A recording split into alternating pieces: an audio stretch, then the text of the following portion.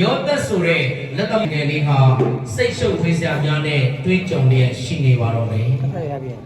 ယခုကဲ့သို့စိတ်ရှုပ်ဖွေးစေတဲ့အကြောင်းရင်းကတော့မာရိဆိုသောမိန်းကလေးတစ်ယောက်ကြောင့်ဖြစ်တယ်မာရိကယောသက်နဲ့စိတ်ဆက်လမ်းကြောင်းထားသောသူဖြစ်တော်လဲအတူမနေရသေးပဲမာရိမှာကိုယ်ဝင်အရင်မှရှိနေပြီဖြစ်ကြောင်းကြားသိလိုက်ရလို့ဖြစ်တယ်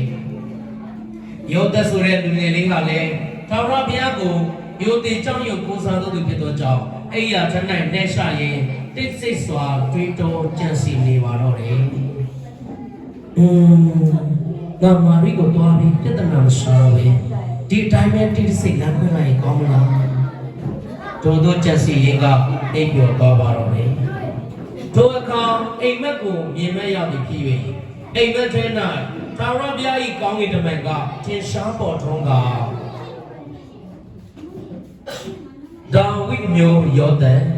ဇနီးမာရိကိုထိမ့်သိမ်းရမည်အခွင့်မစိုးရိမ်ပါနဲ့ဧဘရိအန်တွေဟာတန်ရှင်သောဝိညာဉ်တော်ကြောင့်ဖြစ်တယ်မာရိဟာသားယောက်ျားကိုဖွားမြင်လိမ့်မယ်ထိုသားသည်လူသားအလုံးရဲ့အဖြစ်ကိုကယ်ရှုမဲ့သူဖြစ်သောကြောင့်ယေရှုဟူသောအမည်ဖြင့်မဲ့ရမယ်ထိုကဲ့သို့ကောင်းကင်တမန်ဆိုလေ၏ထို့နောက်မှာတော့ယောသဟာအဲ့ရကနေလန့်နိုးလာပါတော့တယ်ကောင်းကင်တမန်ပြောသမျှကိုပြန်လဲချားရောက်ကကျေနပ်နေသည်ဖြစ်၍ထိုတိုင်းဝေခံမှုဆုံးဖြတ်လိုက်ကကောင်းတင်းကြီးကြီးနဲ့နေရင်အဲ့ရပေါ်၌ပြန်လဲအိပ်ဆက်အနားယူပြန်ပါတော့တယ်ထိုအချိန်မှာပဲယောမဧကရေအေဂိုလူသည်တနိုင်ငံလုံးကိုတကောင်စီယူခြင်းကအမိန့်တော်ရှိနေသည်ထိုအခါယောသက်သည်လည်းမာရိရှိရာသို့ရောက်လာခဲ့တော်သည်မာရိအိမ်ရှိသို့ရောက်တဲ့အခါမာရိလေးဟာကိုယ်ဝင်အရင်မှဖြစ်လျက်ယောသက်ကိုဆောင်လျက်နေတော့သည်ယောသက်နဲ့မာရိဟာတယောက်နဲ့တယောက်တွေ့သွားပြီးကျေသောအတန်များတဲ့ဟိရှိကလက်ပြနှုတ်ဆက်ကြတော့သည်ယောသက်ကလည်းမာရိကလည်းယောသက်သူတို့လုံစွာဝမ်းမြောက်နေကြတော့သည်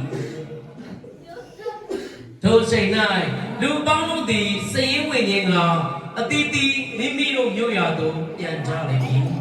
ယောသက်သည်လည်းမိမိဇနီးမာရိနှင့်တူစည်ရင်ဝင်ခြင်းက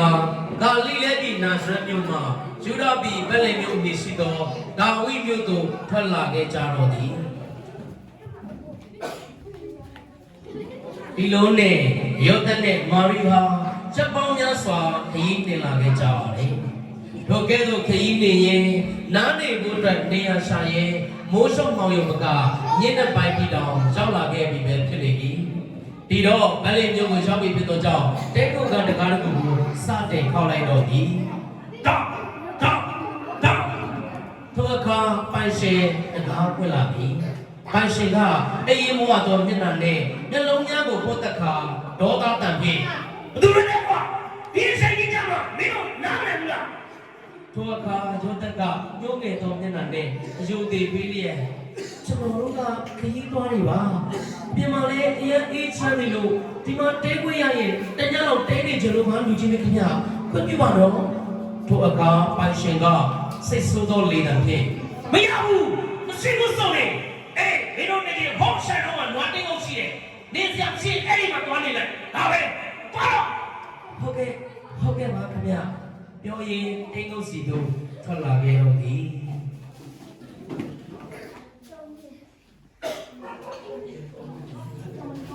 တင်းကုတ်တင်းတို့ရောက်ပြီးတိတ်မကြလိုက်ပဲကလေးသူငယ်ကိုအားမြင်လေတော့သည်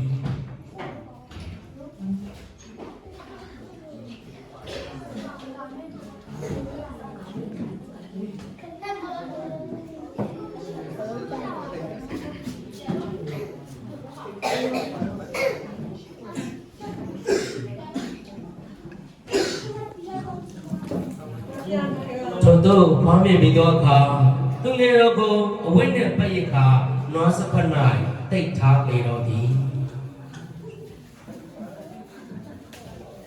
ထိုအချိန်မှာထိုပြည်၌ရှိသောတိုးရဲများဟာ